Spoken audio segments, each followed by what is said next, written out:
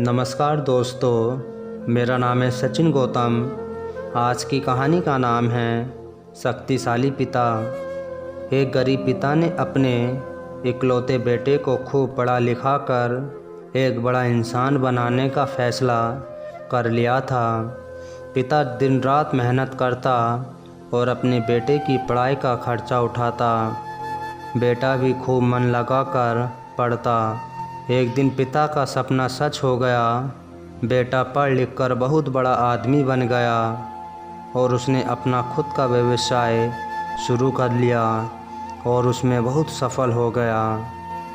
एक दिन बेटा अपने बड़े और आलीशान ऑफिस में बैठा हुआ था। तभी उसके पिता उसका ऑफिस देखने आए। बेटा अपने ऑफिस की शानदार कुर्सी पर बैठा हुआ था। पिता को देख बेटा खुश हो गया और अपनी कुर्सी से खड़ा हो गया।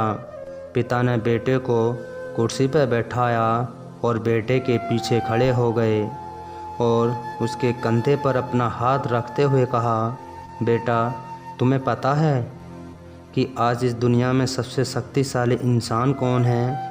उसका एहसास कैसा होता होगा? पिता आगे कुछ और बोल पाते, तभी बेटे ने कहा, पिताजी, मैं हूँ सबसे शक्तिशाली इंसान। पिता ने सोचा था कि बेटा उन्हें ही सबसे शक्तिशाली कहेगा, लेकिन बेटे की इस जवाब से उन्हें बहुत निराशा हुई।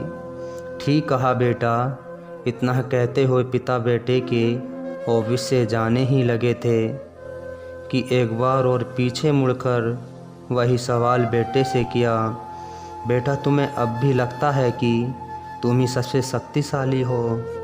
बेटे ने कहा, नहीं पिताजी, इस दुनिया में अगर कोई भी सबसे शक्तिशाली है तो वो आप हो। लेकिन अभी तो तुमने कहा था कि तुम ही सबसे शक्तिशाली हो।